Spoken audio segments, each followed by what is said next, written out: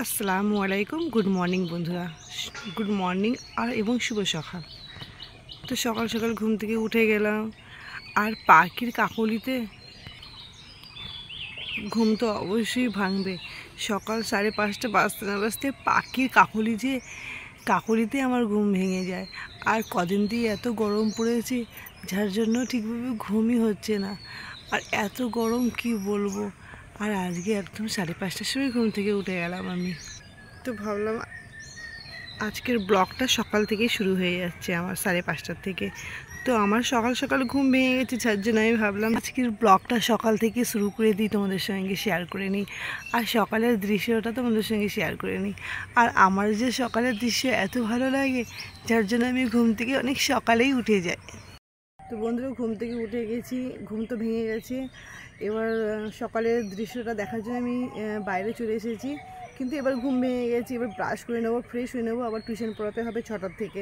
তো 6টার থেকে টিউশন পড়াতে হবে, যার জন্য আমি ফ্রেশ হয়ে নিই। তারপরে কিছু পড়াশোনা পরে আবার দেখা হবে, টাটা বাই। তো একদম এখনও ঘড়িতে বেজে গেছে 8টা। আমি সকাল 5:30টার থেকে 8টায় চলে এলাম, কারণ টিউশনে পড়াচ্ছিলাম। তো টিউশন পড়িয়ে আমি একদম চা করার জন্য কিচেনে চলে এসেছি।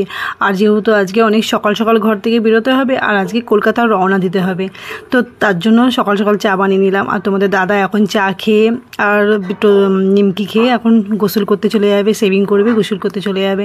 আর যেহেতু ঈদের পরে 2 দিন পরেই আমরা ননদের বাড়িতে যাই, আর আমার ননদ প্রতি বছরেই জোর করে আমাদেরকে দাওয়াত করে যে ঈদের পরে আসতে, ঘুরে যেতে।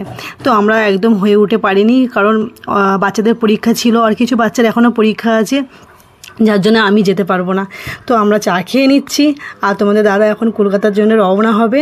আর এদিকে তোমার দাদাকে আর আমি দুজনে মিলে চা খেয়ে নিচ্ছি। তো সারাদিন এই 1 কাপ চা খেয়েই আমাদের দিন কেটে যাবে, কারণ রোজায় ছিলাম, আর রোজায় থাকার অভ্যেস তো হয়ে গেছে সকালবেলা কিছু ব্রেকফাস্ট না করলে। আর যেহেতু আমরা যখনই গাড়িতে ট্রাভেল করি, চাই আমি তোমার দাদা, তো ভারী কিছু খায় না, যেহেতু গাটা পাক দেয়, বমিট বমিট ভাব লাগে। তো যার জন্য আজকে আমাদের হালকা ফুলকা নাস্তা হয়ে যাচ্ছে। তো আজকে আমাদের নাস্তা এখানেই শেষ হয়ে গেল। তো বন্ধুরা, আমাদের চা নাস্তা খাওয়া হয়ে গেল।